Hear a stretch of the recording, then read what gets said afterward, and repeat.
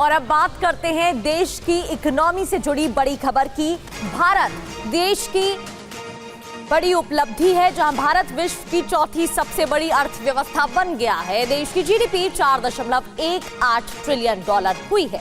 अर्थव्यवस्था में भारत ने जापान को पीछे छोड़ा है। 2030 तक जर्मनी से भी आगे निकलने का अनुमान है। आर्थिक मोर्चे पर भारत का डंका बज रहा है। भारत अब दुनिया की चौथी सबसे बड़ी अर्थव्यवस्था बन गया है। भारत ने जापान को पीछे छोड़ते हुए ये मुकाम हासिल किया। भारत की नजरें अब जर्मनी को पछाड़कर तीसरे स्थान पर पहुंचने की है। साल 2025 से 26 की दूसरी तिमाही में भारत की रियल जीडीपी ग्रोथ 8.2% रही, जो पिछली तिमाहियों के मुकाबले काफी बेहतर है। पहली तिमाही में 7.8% और पिछले वित्त वर्ष की चौथी तिमाही में 7.4% की ग्रोथ दर्ज की गई थी। विश्व में उथल पुथल के बावजूद भारतीय अर्थव्यवस्था न सिर्फ स्थिर है बल्कि तेजी से आगे बढ़ रही है। यही कारण है कि भारत पहले से दुनिया की सबसे तेजी से बढ़ती हुई अर्थव्यवस्था है। अब आपको बताते हैं कि भारत को 4.18 ट्रिलियन डॉलर तक पहुंचने में कितना वक्त लगा। आपको बता दें कि भारत को 1 ट्रिलियन डॉलर की अर्थव्यवस्था बनने में करीब 60 साल लगे। भारत को ये आंकड़ा छूने के लिए 2007 तक का इंतजार करना पड़ा। इसके बाद 1 से 2 ट्रिलियन डॉलर की अर्थव्यवस्था बनने में भारत को सिर्फ 7 साल लगे।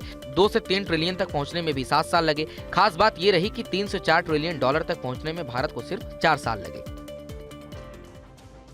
और प्रधानमंत्री नरेंद्र मोदी ने बजट से पहले अर्थशास्त्रियों के साथ बैठक की और देश की आर्थिक स्थिति पर चर्चा की।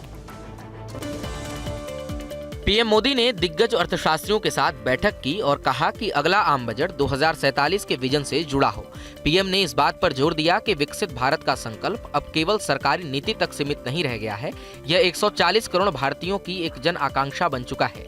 देश की नीति निर्धारण और बजट प्रक्रिया को हमेशा 2047 के विजन से जुड़ा रहना चाहिए।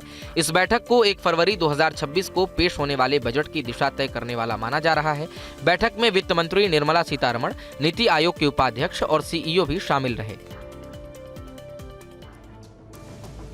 और भारतीय रेलवे ने हाई स्पीड ट्रेनों की दिशा में एक और बड़ी उपलब्धि हासिल कर ली है। नई वंदे भारत स्लीपर ट्रेन ने 180 किलोमीटर प्रति घंटे की अधिकतम रफ्तार से ट्रायल रन पूरा किया।